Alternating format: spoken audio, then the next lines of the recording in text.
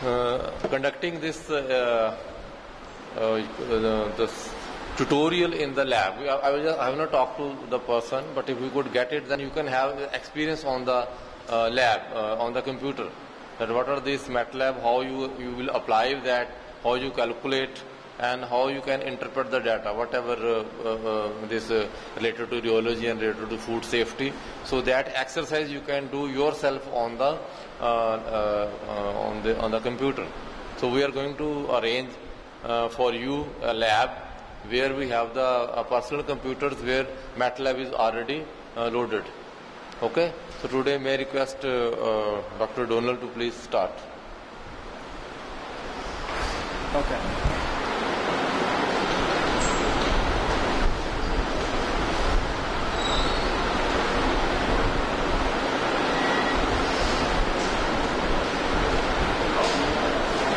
Okay, good morning, everybody.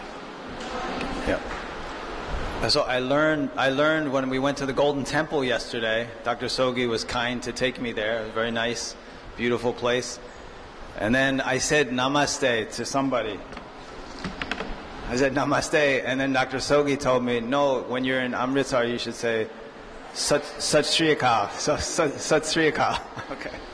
So I'm trying to learn a little bit each day. Okay. Yeah. Okay. So I hope everybody had a nice Independence Day.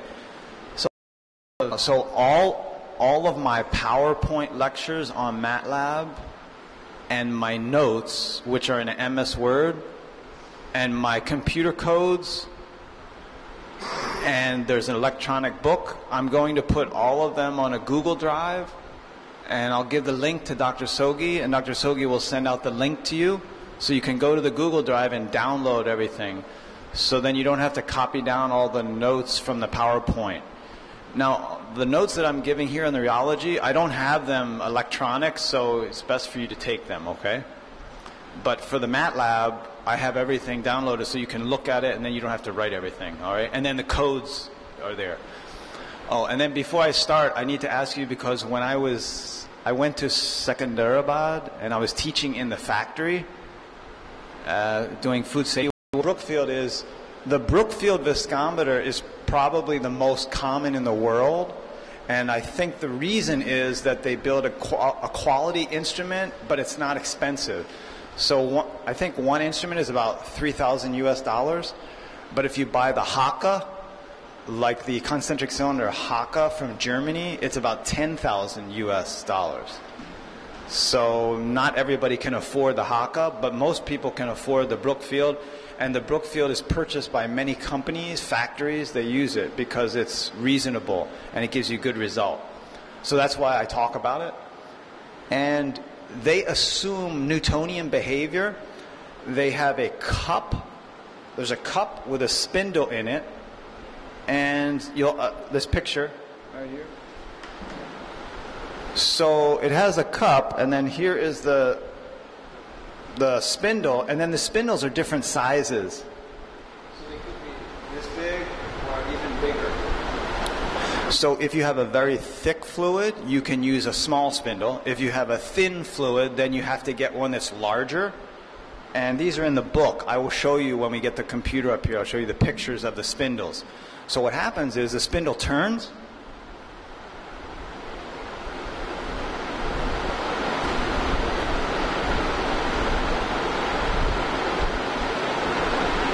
And as it turns, you get the speed, and then you get the speed in the RPM, and then you get the torque. And the torque will be some units. And the units in the Brookfield, you can convert the units. So you talk to Brookfield and you tell them what your viscosity range is, and they will tell you which Brookfield to purchase, because the spring in the load sensor is going to be larger or smaller depending on the viscosity of your fluid. So what I'm showing you now is how do we modify the system from the non-Newtonian analysis, from the Newtonian analysis to the non-Newtonian analysis. So here's how you do it. And I have to tell you why, because this is very different from the concentric cylinder. In the concentric cylinder, you have a millimeter, and you have very well-defined shear streamlines going around. They're not mixing. But in this one, you have a lot of mixing. So really, it's an average shear stress and an average shear rate. Okay, it's not a streamlines, right? So you have some mixing. There's some mixing here. So you can only get an average, but it's still good. All right. So here's what you do.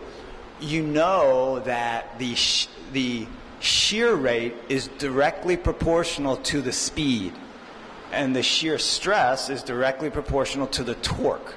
So you write your equation like I did right here. I put power law, the M, so the torque M equals a constant times your speed raised to the N, which is your flow behavior index.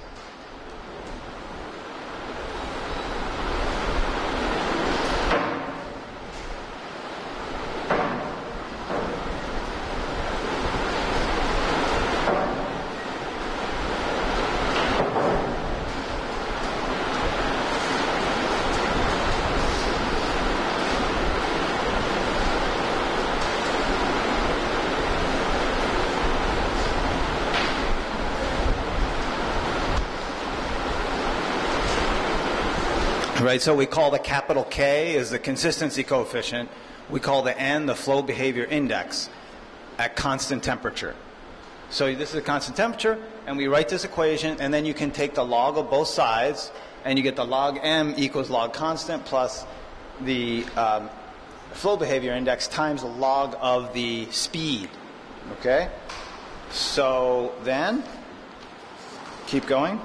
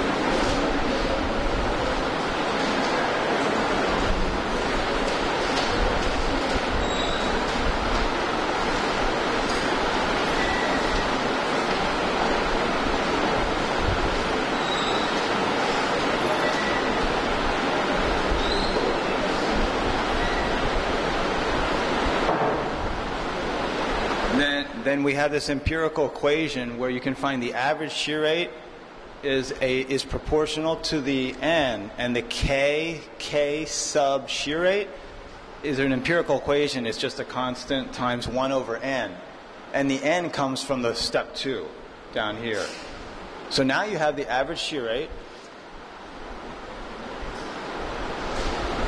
and we need the average shear stress.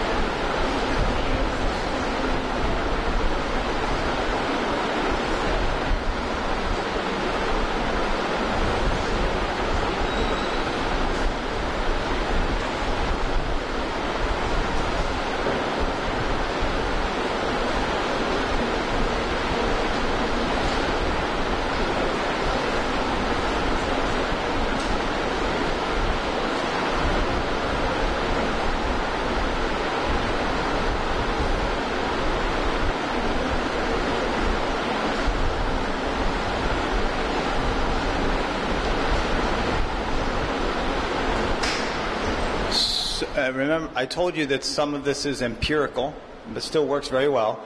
So then the way you get average shear stress is you have average shear stress equals, and then you have two conversion factors that I'll show you. So one is the K sigma. So that's a conversion factor that I'll show you in a minute. And then the C depends on which Brookfield instrument you're using. So it depends on the torque capacity. So if the torque capacity is high, then it'll be a different number than low. And I'll show you that in the book.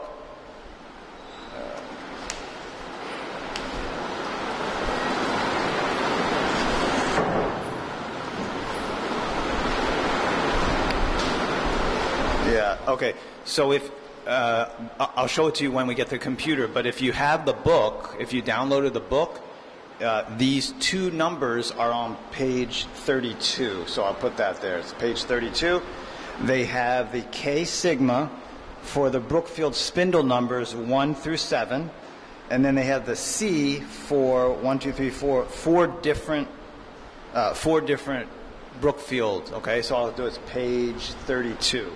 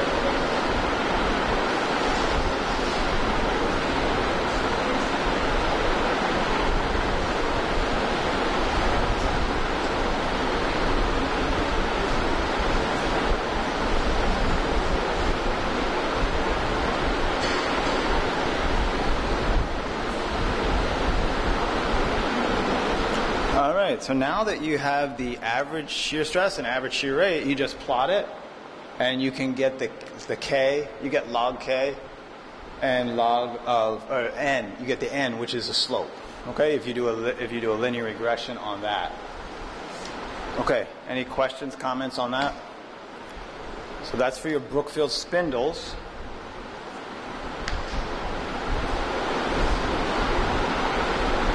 All right, good. All right, from there, so we're still talking about rotational viscometers, right? So we talked about the concentric cylinder, we talked about mixer viscometer, we talked about Brookfield spindles, and the last one that I stated was the cone and plate and the parallel plates. So let's go over those.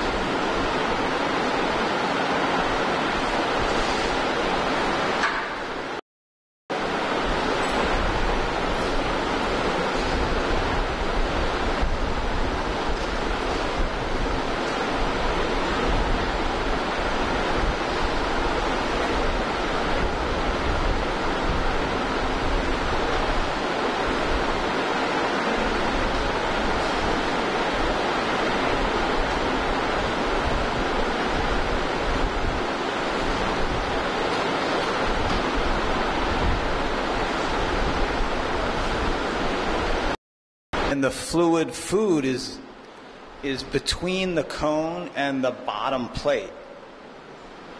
Right? So here's the plate.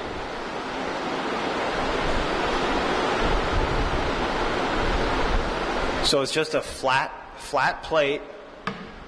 Here's the shaft, and then there's a cone like that. But of course the angle is very small. But I drew it big, okay? But the angle is only a few degrees or 10 degrees. So now what we do is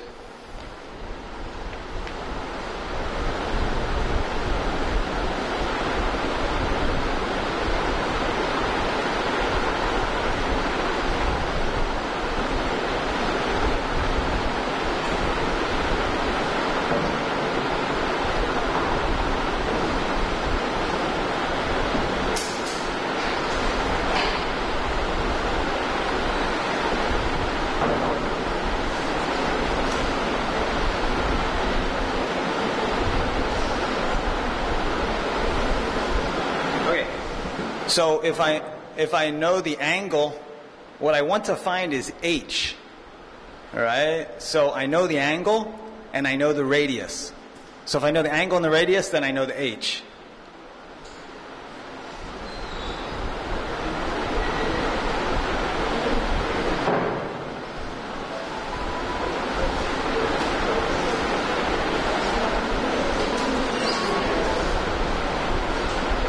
Great.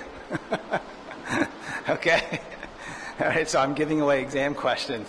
So definition of shear rate is your speed divided by your what? What's that? Yeah, U by H, right? So it'd be speed divided by the distance, the gap. Okay? So I'm going to put in. So when the speed, what's the speed?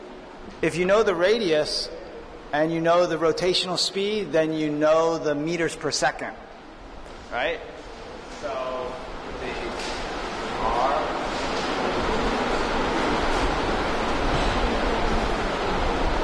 So I have the radians per second. I multiply by R. I get meters per second.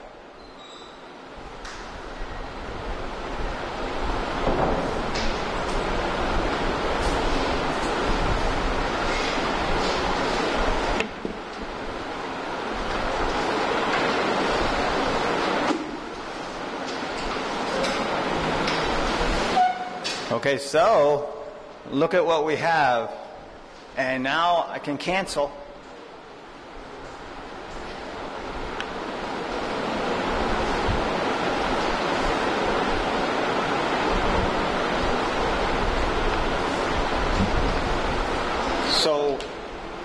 So thank you. So what you see is, why do people like the cone and plate? Look at the definition of shear rate. The definition of shear rate is constant for any radius. It's just the rotational speed in radians divided by the tangent of theta. So what does that mean? It means that the shear rate is the same throughout the gap.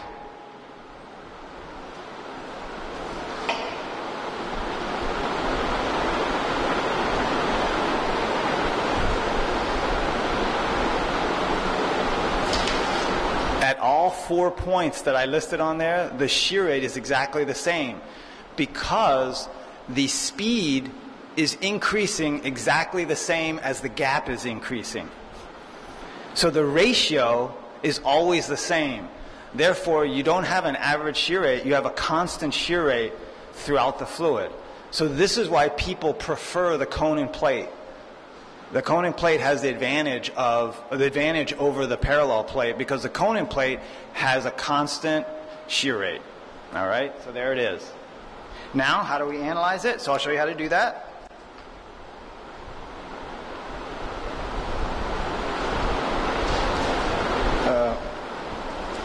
Actually, it's very simple, so I'll just put the advantage and disadvantages.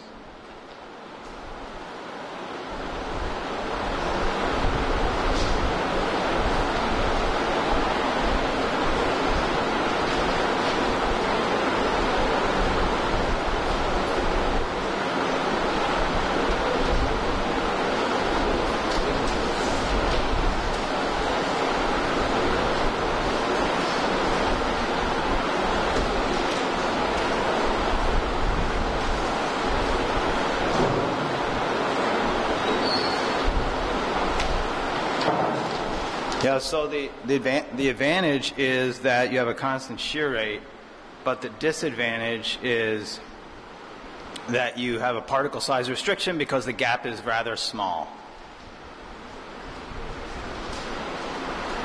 Let me just get this here.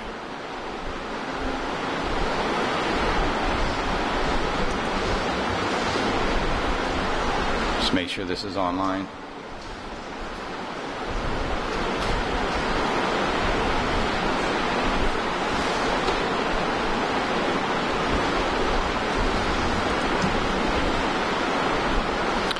Okay, so the next one, and this is the last one I'll do, is the parallel plate. So parallel plate, I'll draw a picture of that one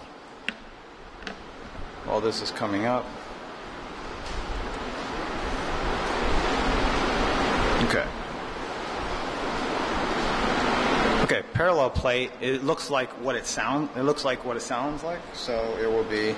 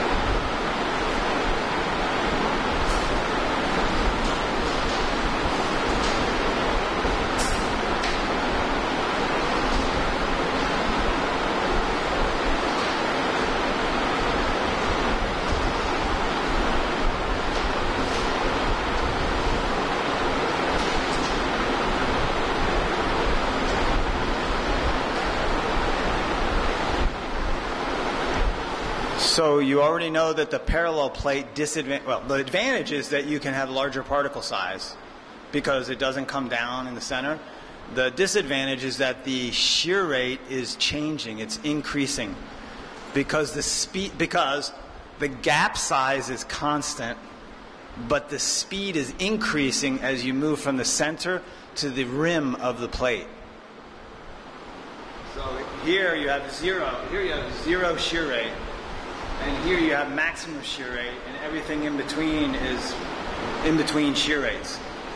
Therefore, we have to choose a place to take our readings.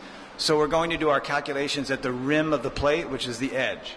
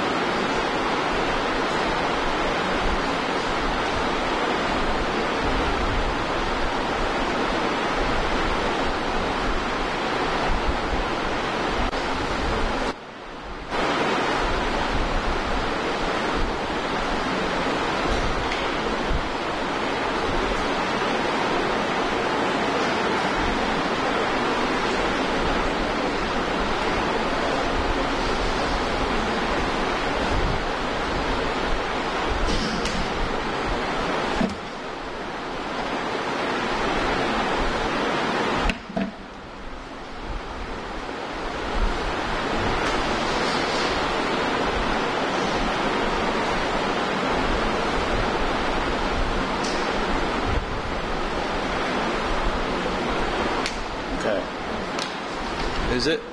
Can I show this computer on the screen?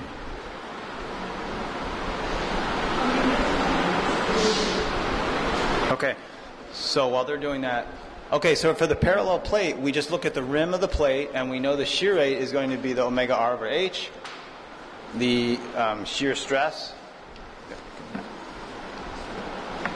So shear stress is going to be the torque divided by the area of the plate, right? Because you have two plates. So you have two plates, so you have 2 pi r squared, right? What are you looking for? The remote?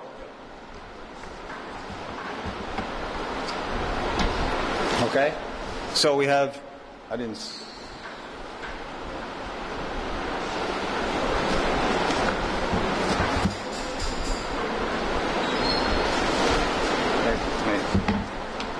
Sorry. I had it on there. Okay. Yeah. Okay, and then you have a definition.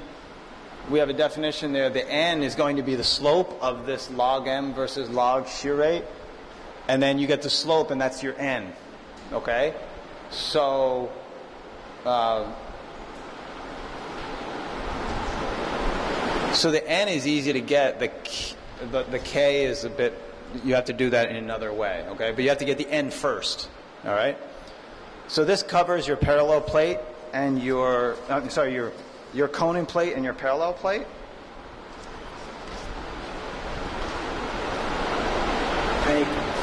Any questions on that?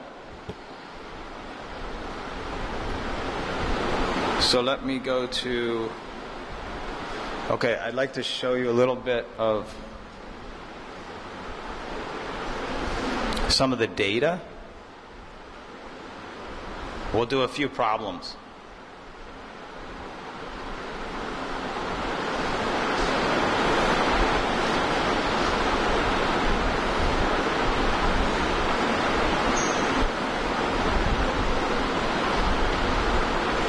Okay, hold on. So first one is 8.5. Okay. Let's see this.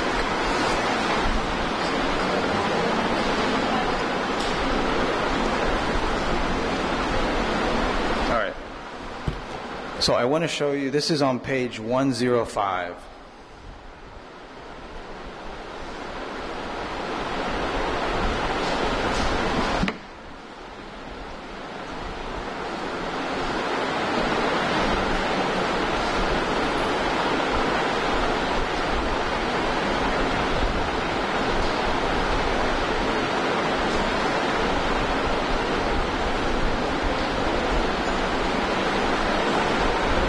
So he's learning how to do this, and he's very afraid of doing this. Okay? So, but you have to do it, right? So that's what I'm showing you. You have the theory, but now we have to jump in and do it, okay? So, not so difficult, but it needs to be done. So let's see. This is going to be, the first thing I want to go over is the concentric cylinder. So I will show you now the raw data. So raw data, so right over here on the left side, you have your radians per second, and then you have your torque. So you have radians per second, and the torque is Newton meters. Okay, and then the question is how to calculate the shear rate and the shear stress. So on this column, the first column, it's the shear rate at the bob, and the second column is the shear stress at the bob. The penultimate column is the shear rate average, and the last column is the shear stress average. So we're just comparing the two different ways. So if you remember from the book, I showed you two different ways.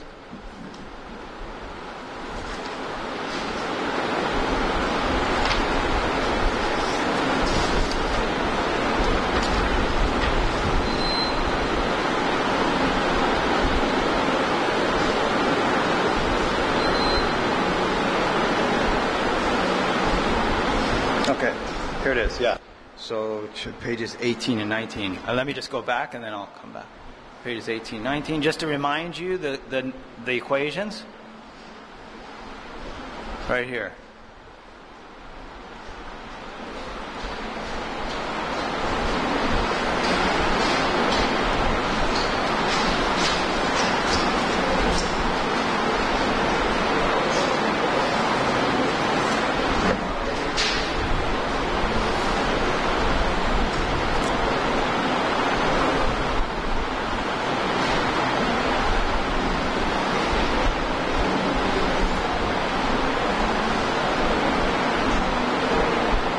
Okay, here it is. So here are the equations that we're using. Okay, so this is the equation for the shear rate at the bob and the shear stress at the bob, right? And then you can do the average. That's another two sets of equations just below that. So here is the average shear stress. And remember we have the H naught. And then we have the average shear rate. So we're going to compare those, okay? So that'd be 105.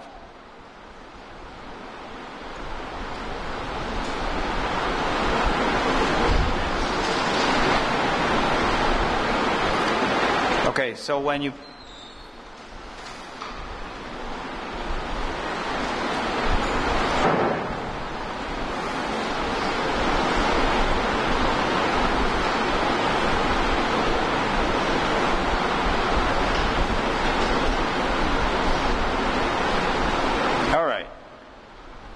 So this is really just plugging in and doing it. All right.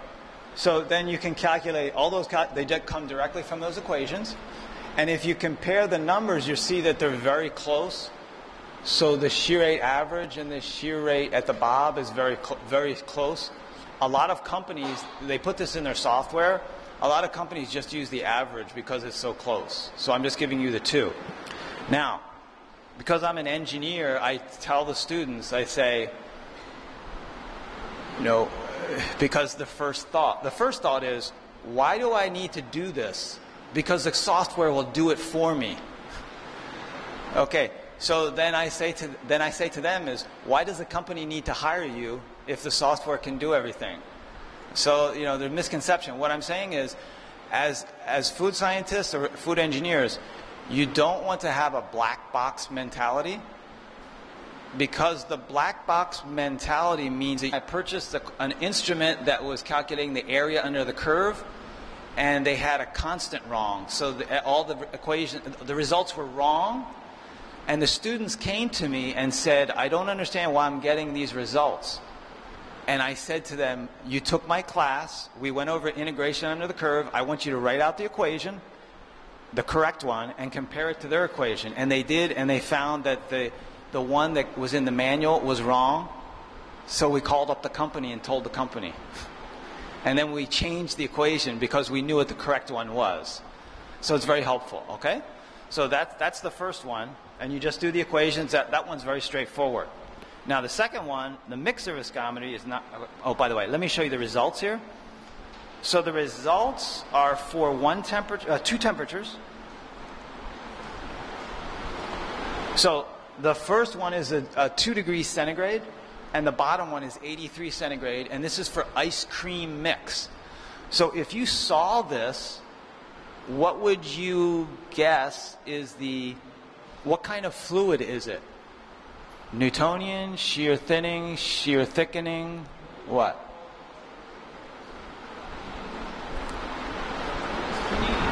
Shear thinning, right? Because you can see it's curving, right? And then when you look at that, you can tell that the K will be different. So the K, the capital K, which is the consistency coefficient, will be larger for what temperature? The 2 or the 83?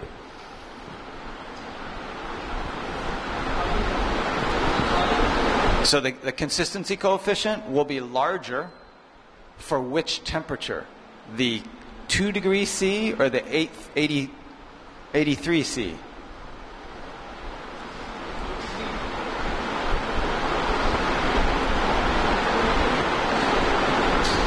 So remember, it's shear stress equals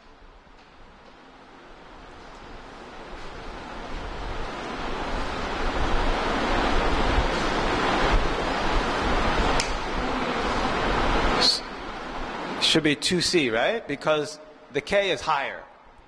So that means it's higher up on the graph, right?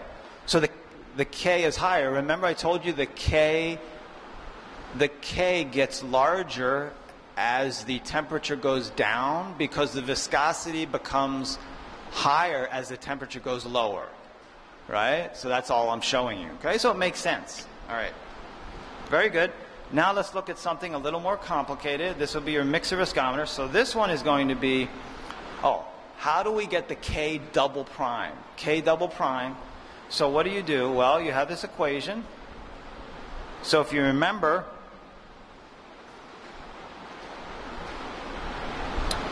let me see. Let me write the equation for you.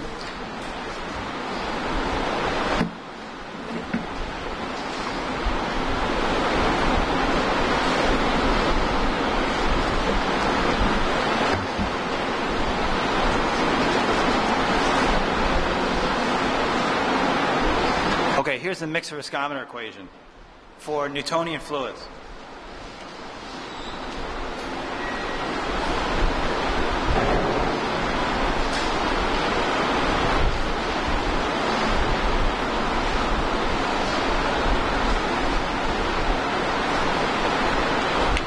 So this is the first plot we want to do. So you have your on the left, you have your speed on the right, and you have it for. So we took two Newtonian fluids. One Newtonian fluid is the corn syrup. The other one is the honey. Now you might, and you have, these are standards. So you might ask, well, how do I know what the viscosity is? So what you can do is you can run these two fluids in your concentric cylinder viscometer and get the viscosity. So now you have the viscosity for these two standards. Then you take them and you put them into your mixer viscometer with your whatever the impeller is, and you collect these data. Once you collect these data, you have to plot them according to that equation. So let's take a look. What do? Oh, by the way, it's all at the same temperature, right? 23C. Okay. So now on the left side, on this one, on this side is viscosity times the angular velocity.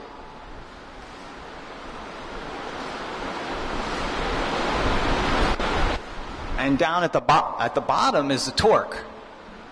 So then, and these data are two sets of data. One is for honey, one is for corn syrup. And you could do another one if you wanted. But those data are for two. And then you get the slope, and the slope is 3070. So that's the K double prime. So that's your first step to calibrate your viscometer. That gives you your mixer viscometer coefficient.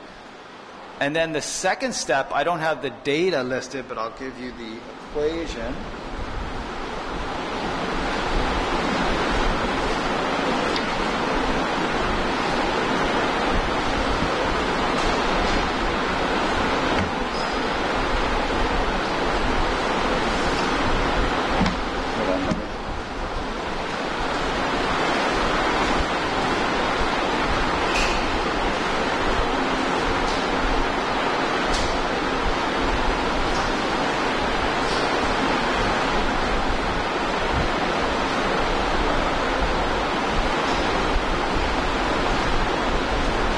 So remember this equation.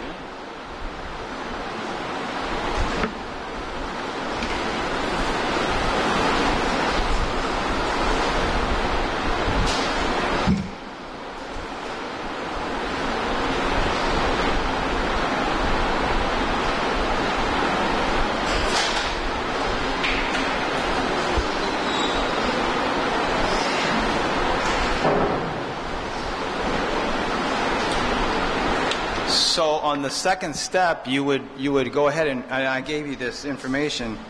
You would have to get different power law standards. So the power law standards you can purchase, which would be carboxymethylcellulose and other kinds of standards.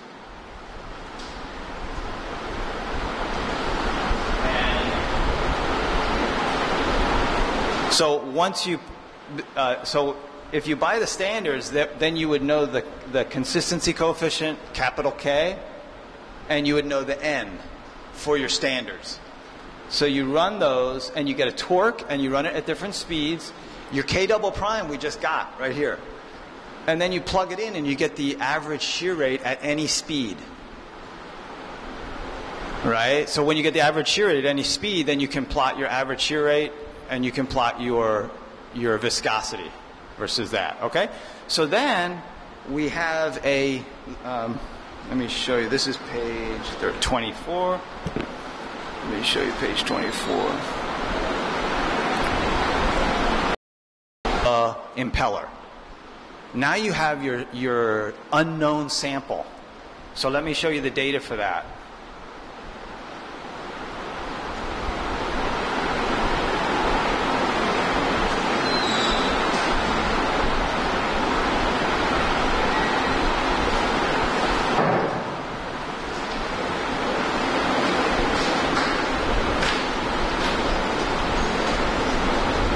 Yeah, right here.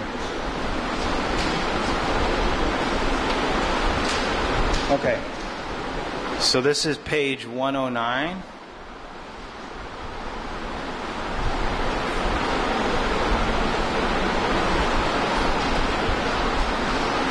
Okay, so let's take an example. Here are the mixer viscometer data at the bottom.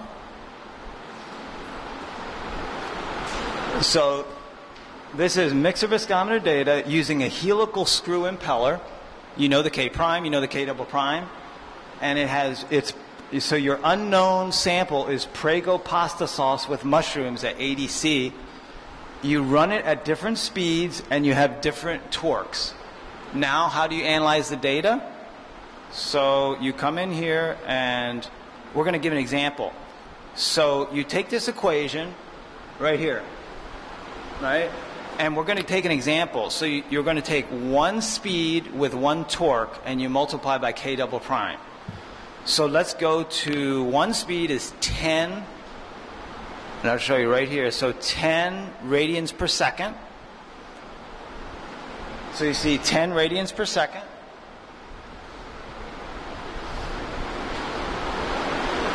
And your torque is 7590, and it's a micro Newton meter, so you have to multiply by 10 to the minus 6 for Newton meter, right? And let's go and take a look at the calculation. So notice 7590, 10 to the minus 6, and then you multiply by the K double prime, which is 3047, and you divide by the radians per second, and you get 2.3 for your viscosity, Pascal seconds. And then you take your speed and multiply by the K prime, and you get 16 reciprocal seconds. That's just 1 point. So at 16 reciprocal seconds, you get 2.3 viscosity, Pascal seconds. Okay? So then you do that again for every speed. Okay? So now let me make sure we plotted it correctly. So we should look at 10 and it should be 2.31. So let's take a look at the plot.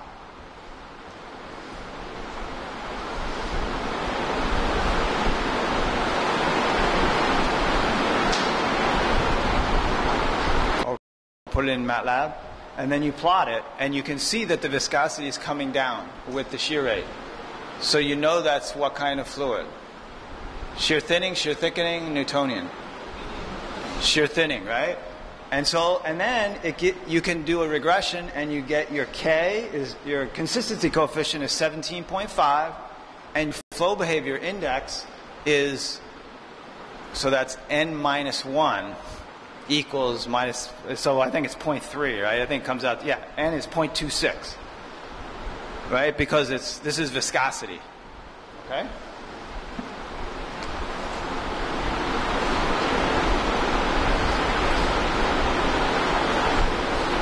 Okay, that's your mixer viscometer. So that's how you do the data. And this is how it can be done in a factory too, if you're doing quality control. Okay, any questions on those data and data analysis? No questions? Okay, good. It's fine. And now I have one more. I'm going to give you an example of cheese. You're making cheese.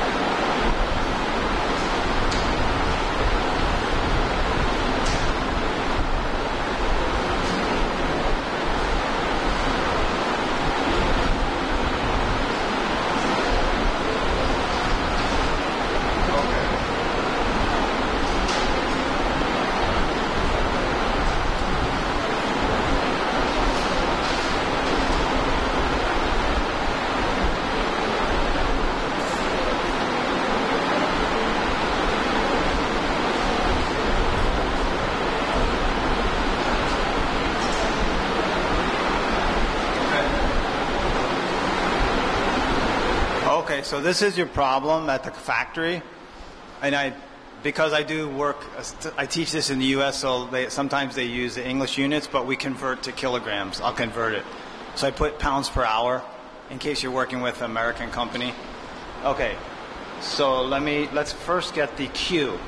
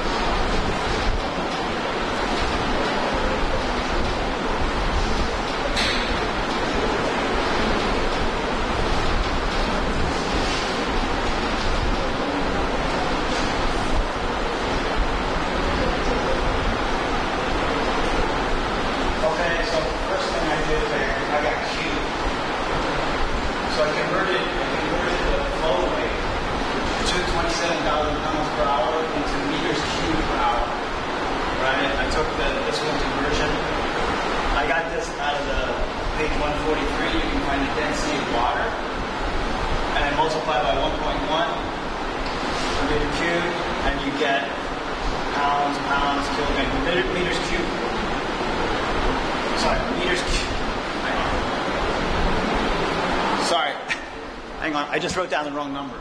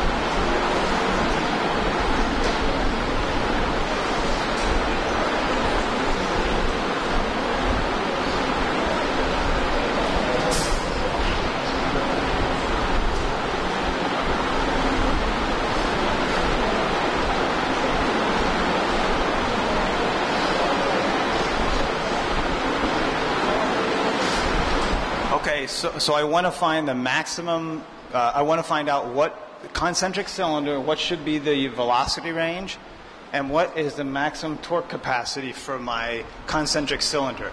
So I just gave you the sensor 53018. It's just like in the book. All right, so now let me show you how to get that. Okay, so the most important thing to start out with is you need to know the maximum shear rate. So maximum shear rate inside the tube, okay? So what I do is I take that 75 millimeter OD pipe, and if you go to page 140,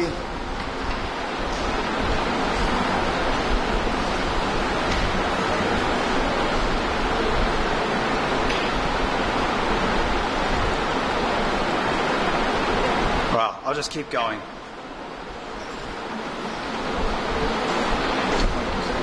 So I will do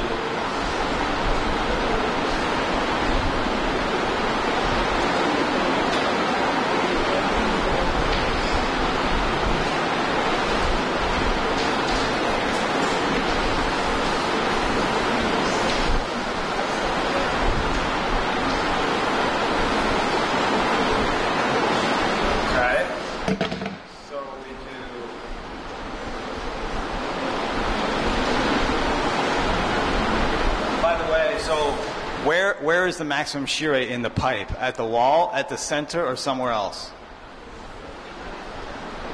The wall.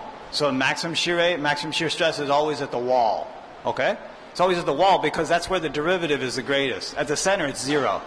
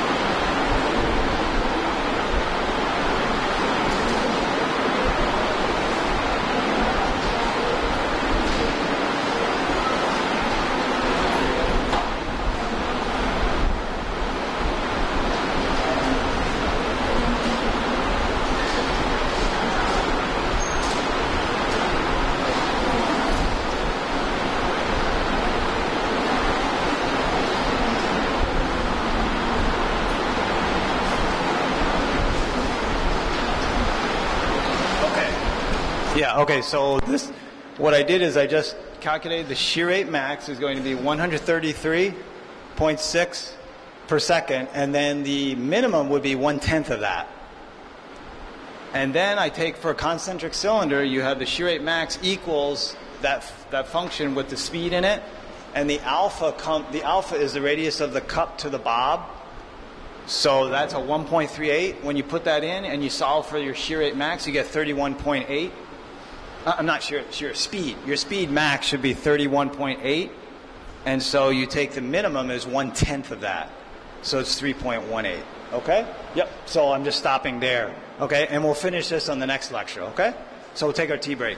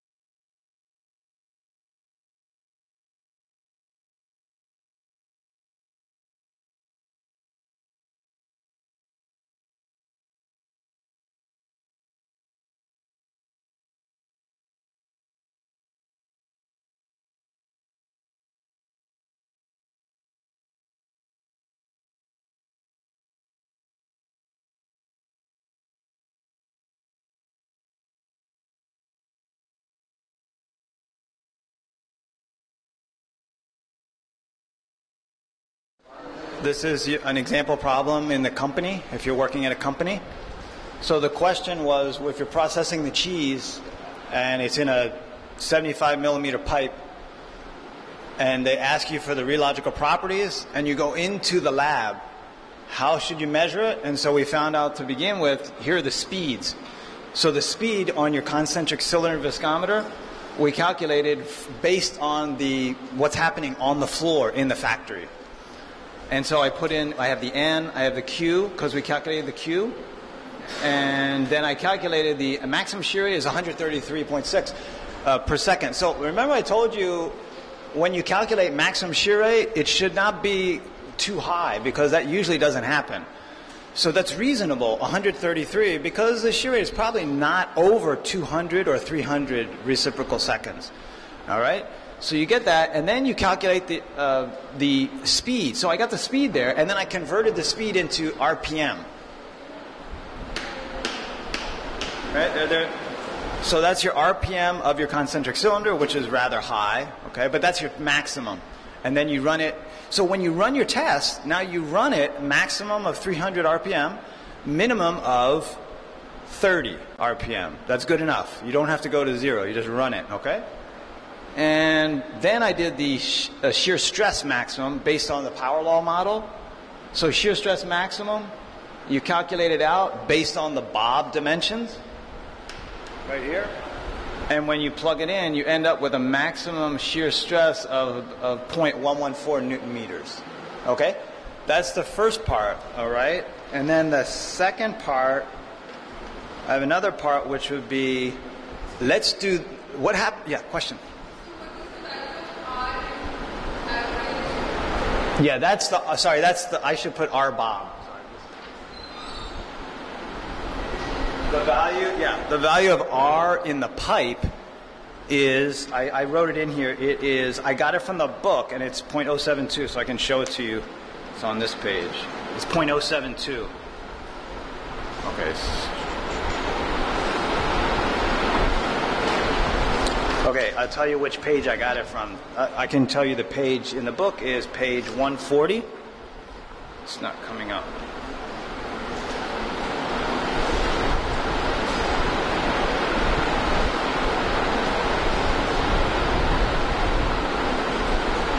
So it's 72 millimeters, and it's in the book, but it's not coming up on the screen. But well, it takes a little bit of time, but I'll put the page number.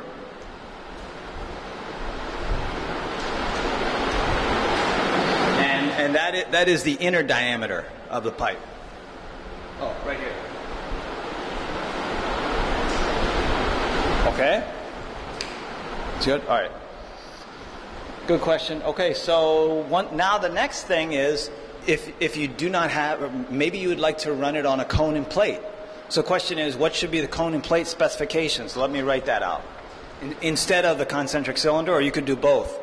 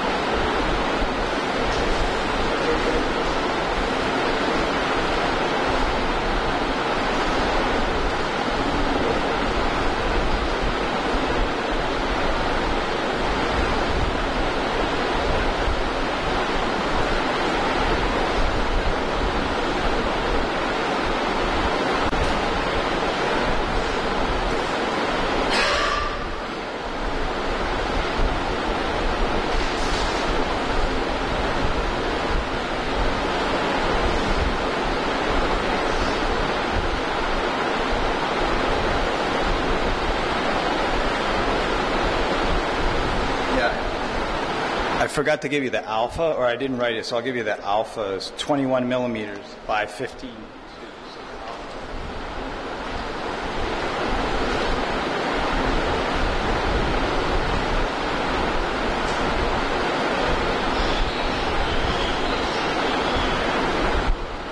That was for the concentric cylinder, so I gave you the cup divided by the bob radius, 1.38. Okay, now cone and plate. So let's look at our angular velocity.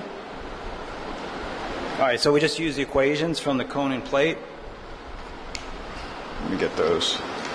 Show that to you.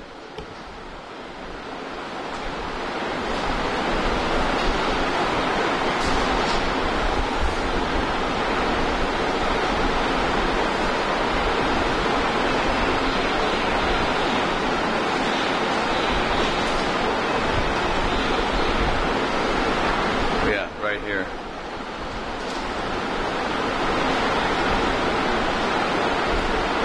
Okay.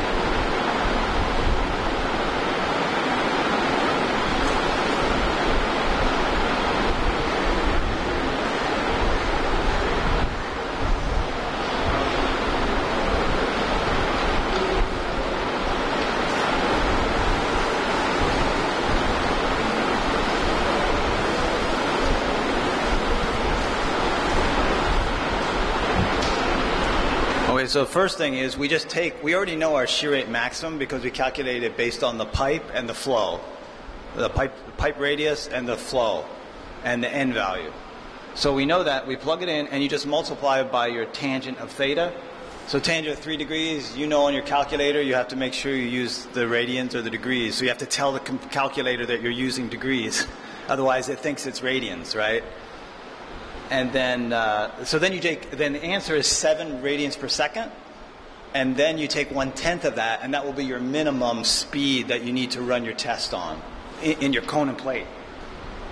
Now let's do the shear stress max.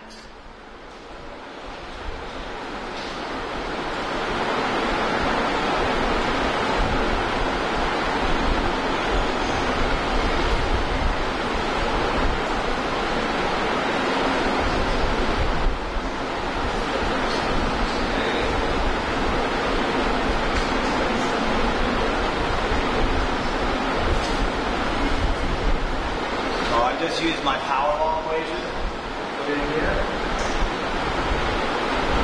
set it equal to the equation that I gave you, which is up there. Yeah, right here.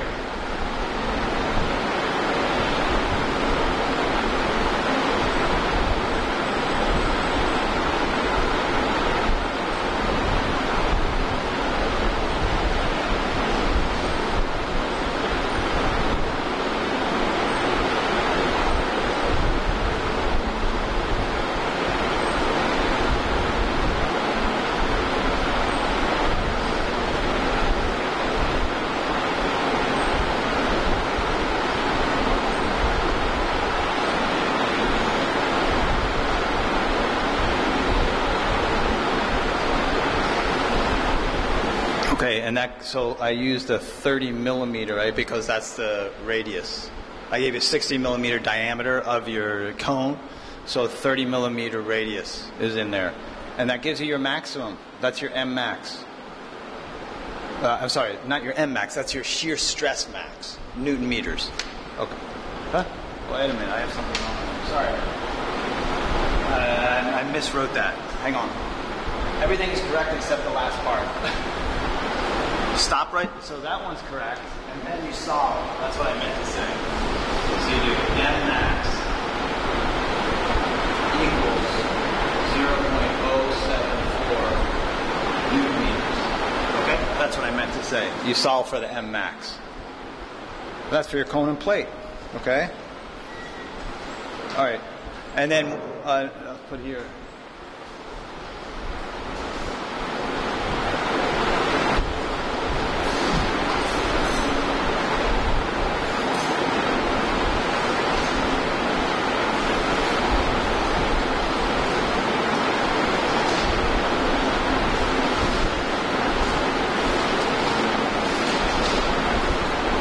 So in this case, because the alpha is so, okay, questions on that? So I'll tell you, so that's, so I told you I teach an entire course. I'm starting on August 30th, right? I'm teaching the entire course. So I go through this entire book here, right, in 15 weeks. And they have a lab every week inside the dairy plant. So they do a lot of calculations. So I can't, the next chapter is on pipeline design. So that's why I had to make a choice. So I thought I'd give you something about rheology, and then we do MATLAB so that you get some benefits from both courses rather than doing just one course, okay? And then, so that's all I'm going to cover on the rheology, and I'll switch to the MATLAB. As we switch, I do want to tell you a story about an engineer. So I'm telling you the difference between just a recipe and black box compared to actually understanding. So here's what happened. The company, there was a man who was worked at a company for over 30 years, and he was an expert engineer. And the company is manufacturing some important items. So he retired.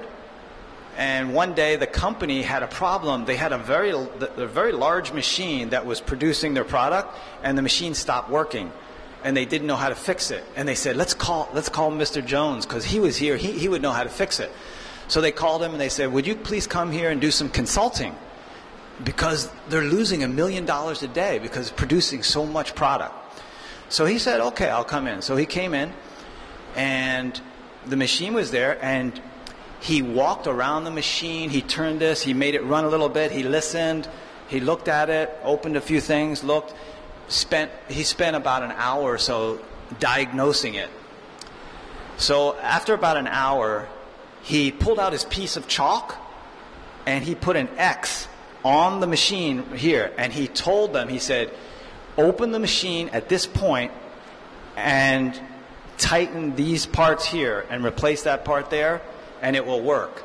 So that's what they did, open it, and it worked perfectly. And they're in business, right? It's saving them a lot of money.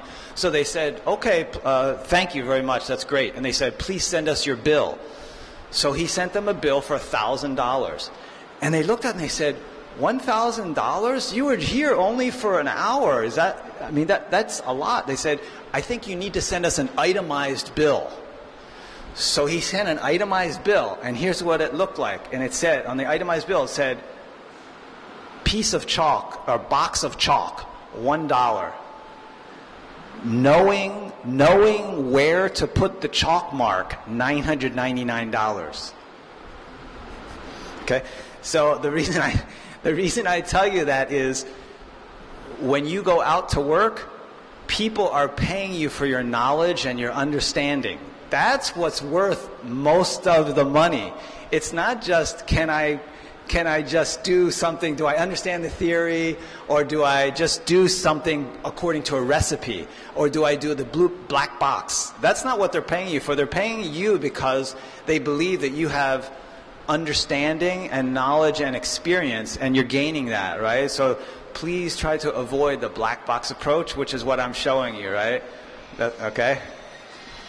Okay, so now, let's see. So I can go two ways. I could just work right off this computer and load my, okay. So if you just give me 2 minutes, I will load on my lecture. Is there any questions? If you have any questions about rheology, think about it and you can ask me. I'm just going to load up my PowerPoint. It should only take me 2 minutes. No, that's fine. I'll just put it right here. Yeah, that's fine.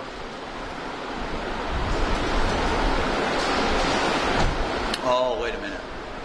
You know what? I have to show my MATLAB, so I guess I will change it. Okay, I will change computers. Yeah.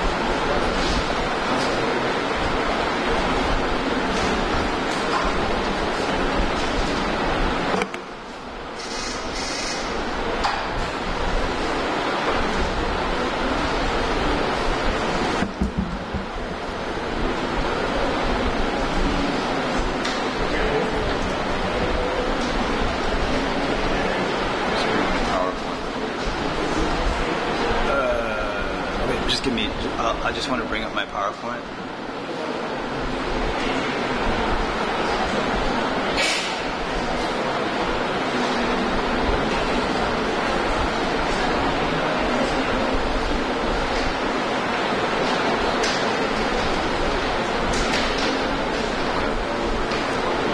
Yeah, so.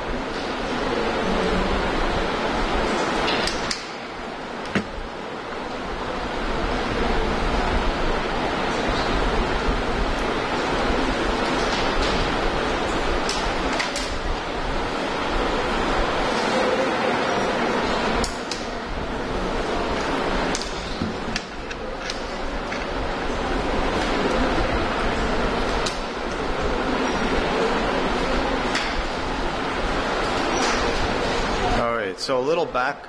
Oh, I'll show you the book.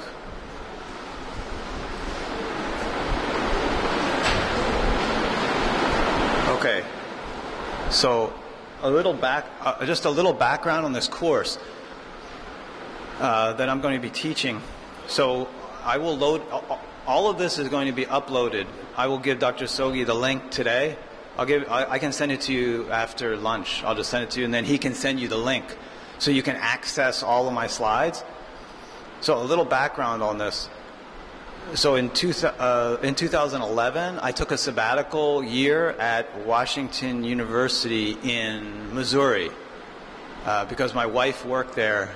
She worked for Nestle Purina, largest food company in the world that make the dog and cat food.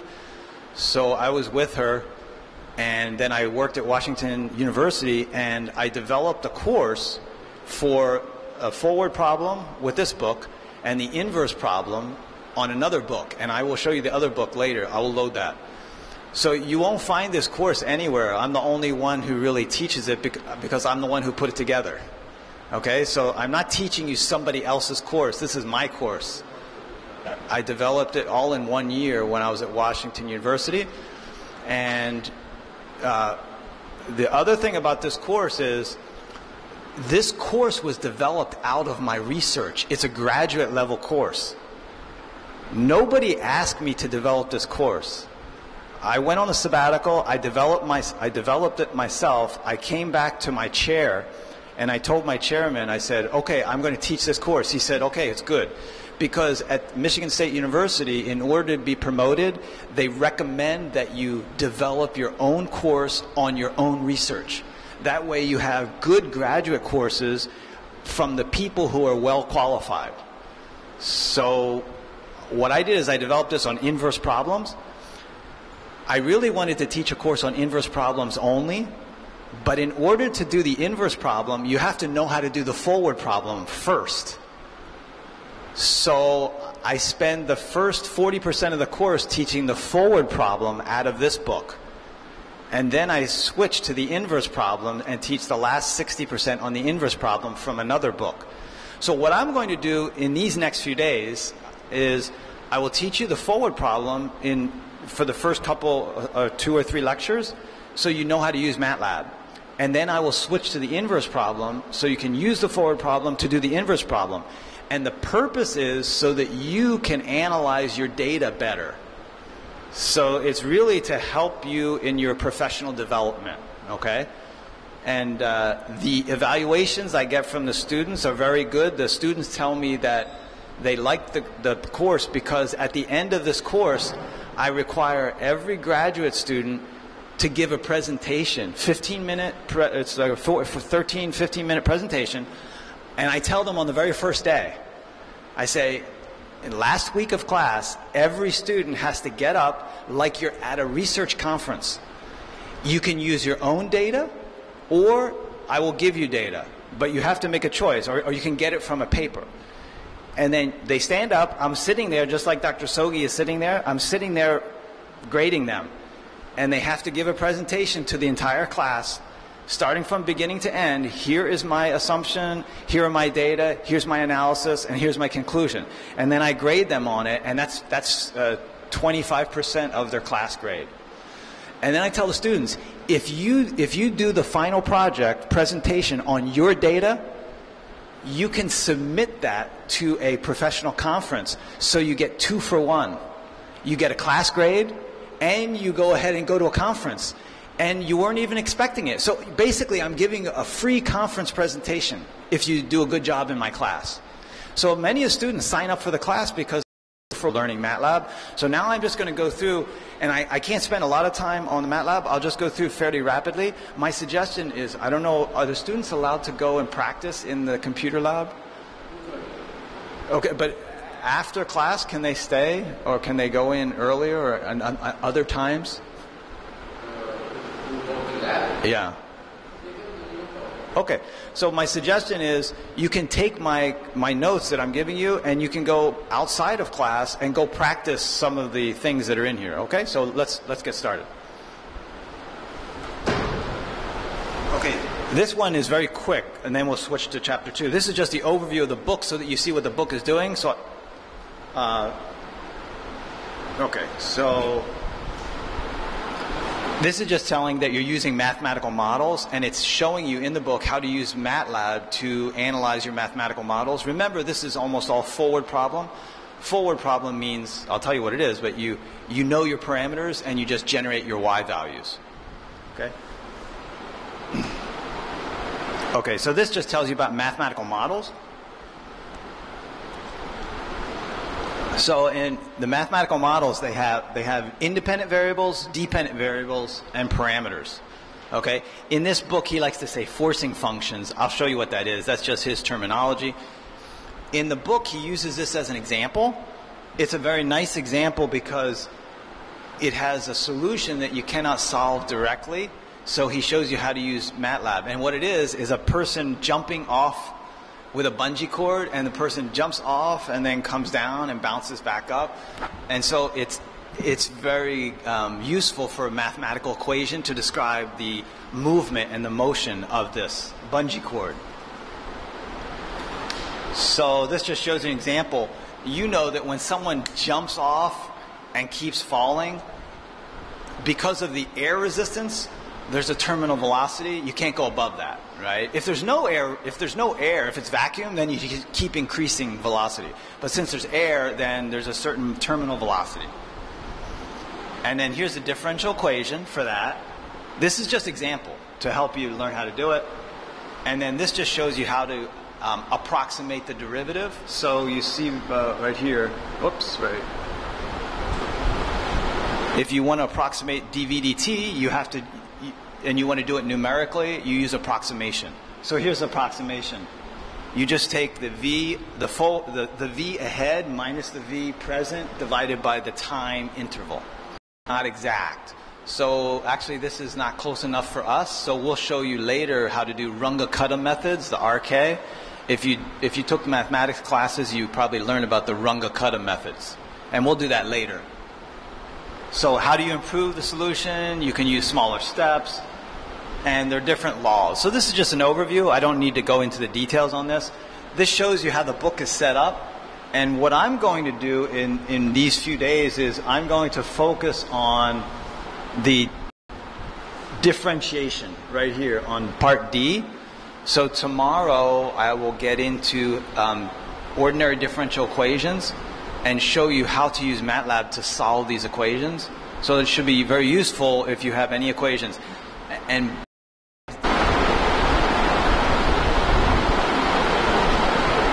so chapter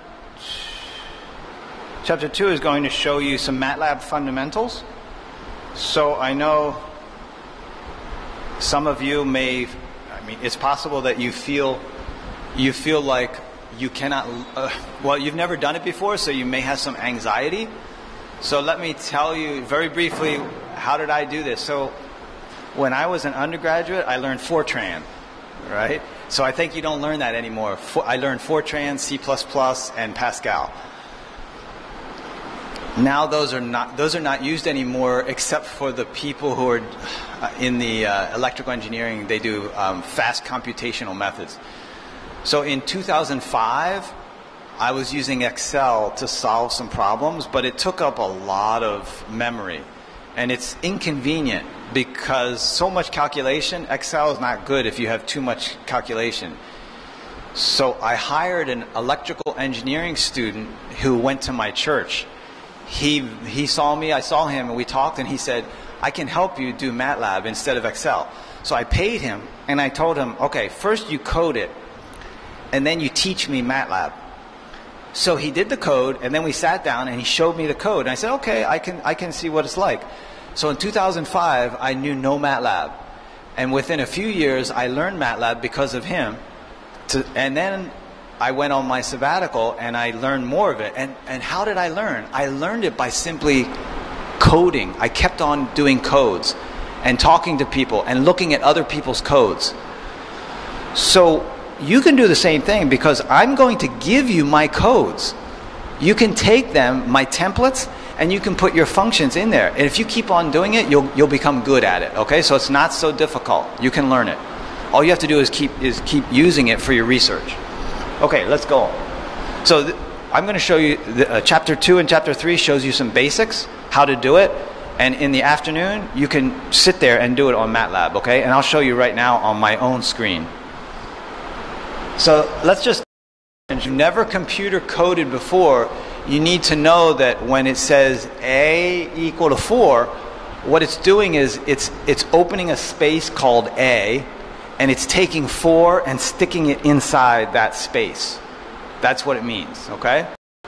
It tells the MATLAB that you're finishing that line.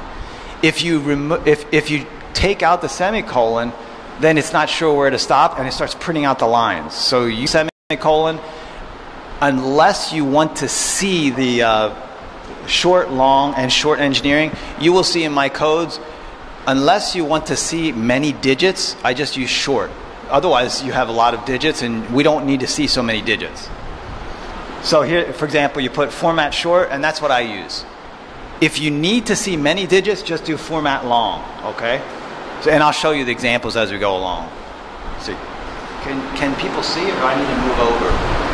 Am I in the way? Do I need to move this over? You're going to use this whiteboard? Not now. So maybe we just move over. It's okay. Yeah, it's good. Visible? Is that good? I had a Chinese roommate, and I asked him I told him I want to learn one phrase per week. I said, you teach me one Chinese phrase per week, and I will teach you the English. I'll help you with your English.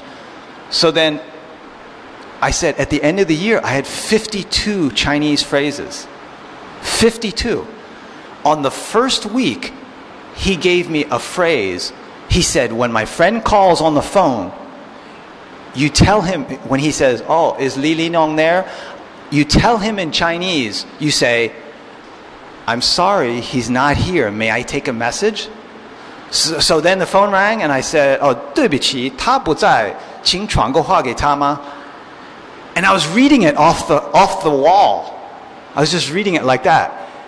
Okay? And then on the other end, they started speaking Chinese to me. So I told my roommate, I said, they're speaking Chinese to me and I don't understand it.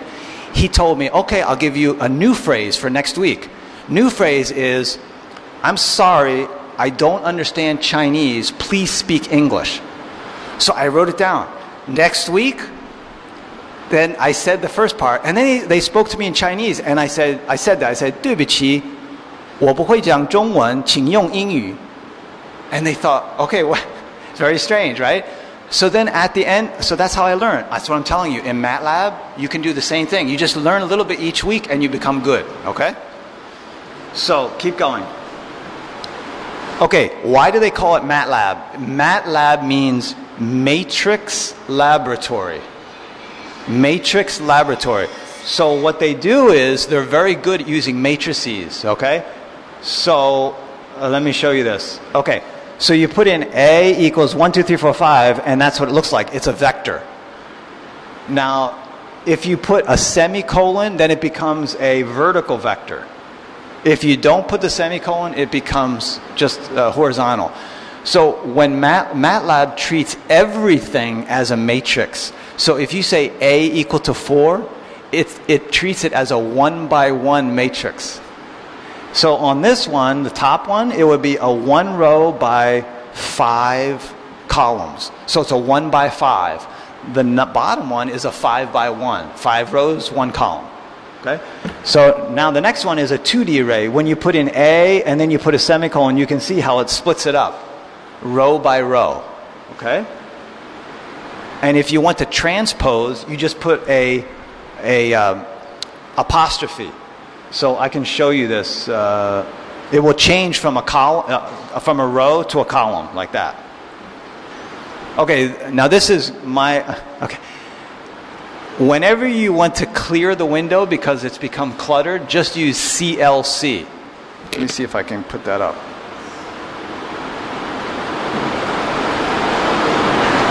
Here's my MATLAB code. So let me show you as an example. Okay, you see all this clutter down there? You see, I have all this clutter. Okay, how do I remove the clutter? CLC, watch. Boom, gone. So you should use CLC a lot so you can, it's easy to code, okay?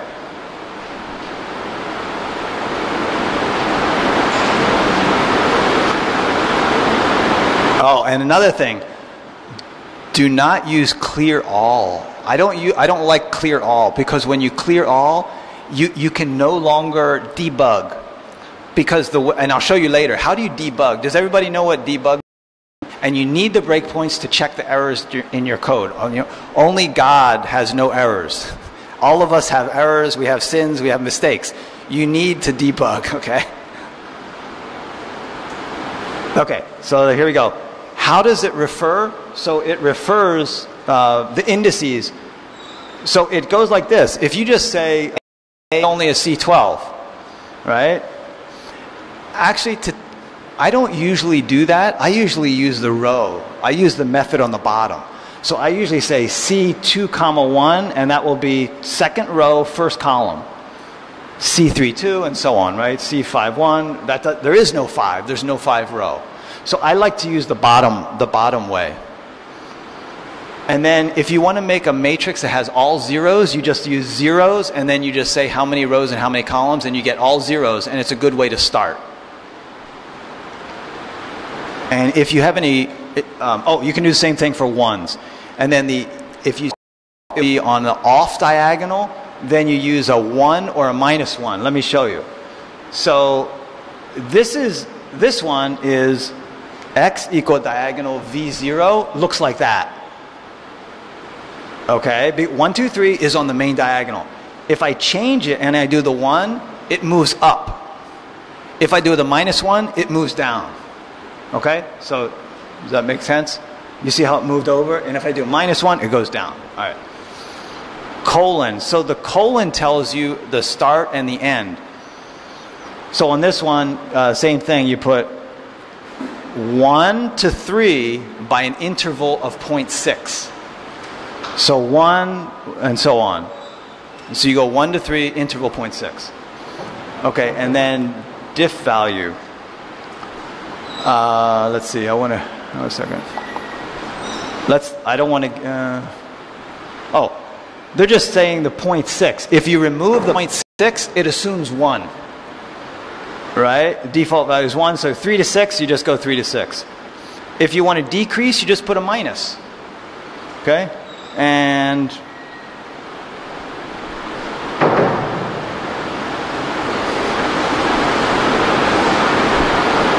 yeah, I'm not going to worry about that one right now. Wait, it's great. Oh, there's the transpose. So you can put a transpose. I'll show you that later. Okay, this is very helpful. Linspace. Linspace means linear spacing.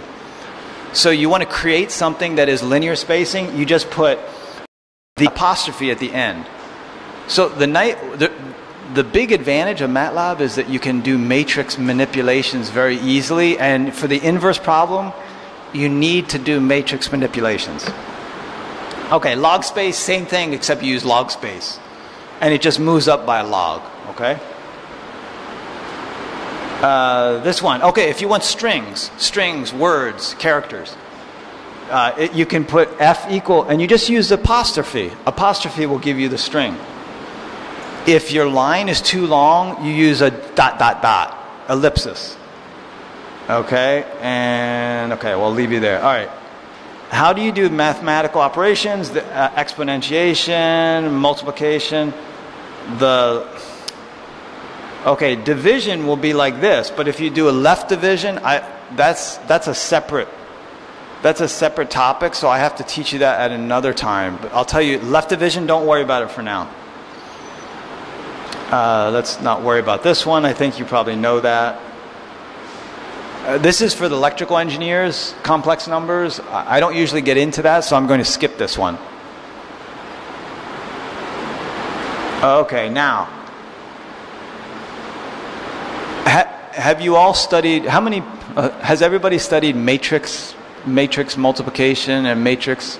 Did you study that in your math? And one matrix times another matrix? Okay, we'll teach you that later, but you use the star, you use the star operator for multiplying the matrix.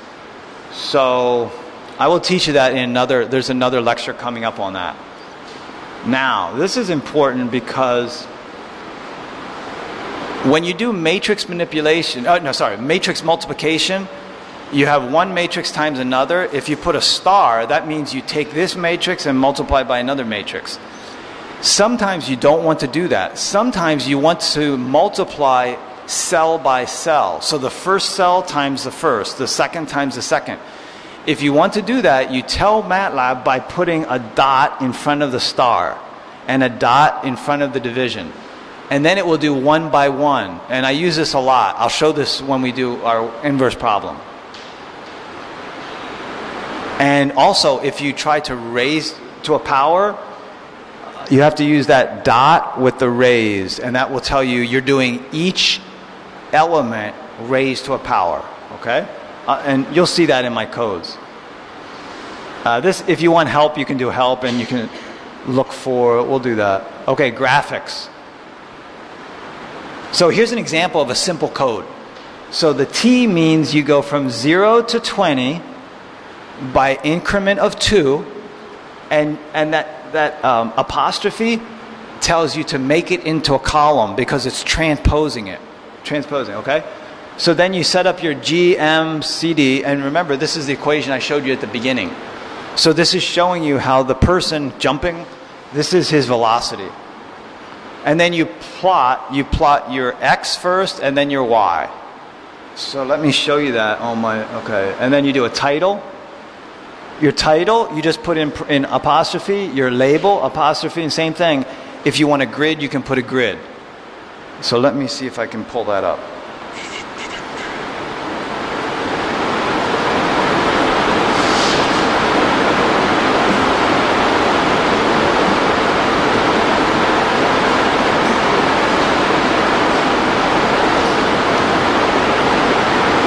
Okay, first, I'm not going to put a semicolon so you can see what it looks like. You see that? It shows you what it's like, right? So when I said I want t to go from 0 to 20 by increment of 2 and no semicolon, so it shows me. Now I'm going to make it into a column equals, so I do it as a column, watch. See, now it becomes a column. Okay? And then if I put, now I'll paste in the other. So I'm going to copy and paste, and you'll see what happens. See? So there, it already plotted it, and then I put in my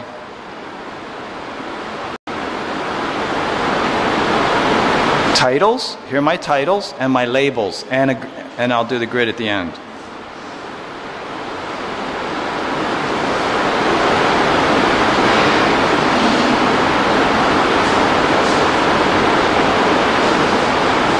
Where'd it go? Oh, I just forgot to push.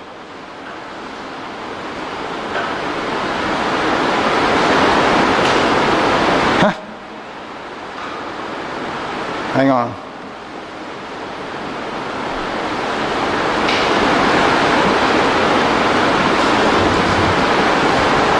Okay. One thing, yeah, you put T comma V, and then, why is it not showing here? It should be there. Hang on. Here it is. GID. So let me put in the titles again. Title. Oh, here's something helpful. After you've already typed something in, you just go to your arrow command. Watch this. If I push the arrow, it shows me what I did before. It saves you time. So then I go back here and I choose title, see, and then I press enter.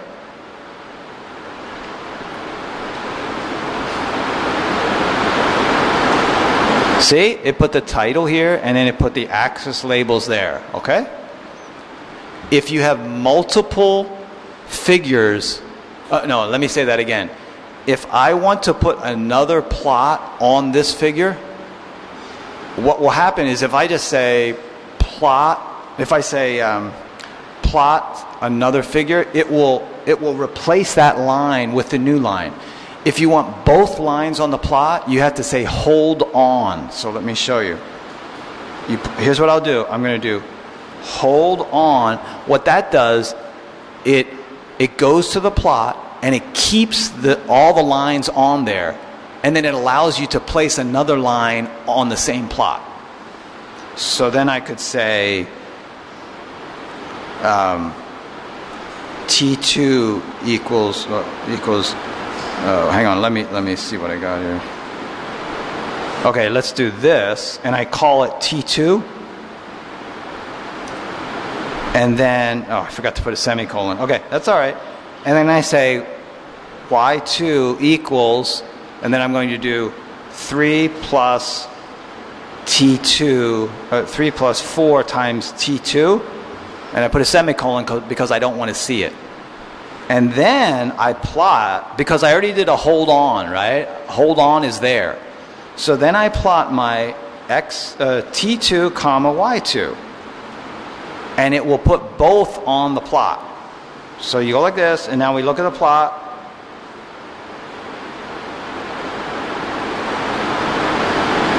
See, it's got 2 lines. But if I didn't put hold on, it would have erased the first line. That's all. Okay? Okay, I think moving along here. Oh, come to the end. Let me see if I can finish this up and then we'll go. Okay? So this is near the end of this chapter. Okay, and then the colors. I'll show you the colors. There are different colors, subplots. Okay, I think that's the end of chapter 2. So are we on time now, Dr. Sogi? So should we stop now and then start up again at 2:30 in the lab? Is that okay? It's okay? Okay, so chapter 3 is continuing Introduction to MATLAB. So we'll start again at 2:30, and then you can sit there at the computer, and while I'm teaching you, you can try it yourself. Okay? All right, good. Any questions? Okay, I think it's not too fast, right? It's the speed is okay? Okay. All right, so we'll see you at 2:30 and we'll take lunch now then, okay? So, actually, we are going to see L1 lab of computer engineering also of L1 lab. It will be able to start from the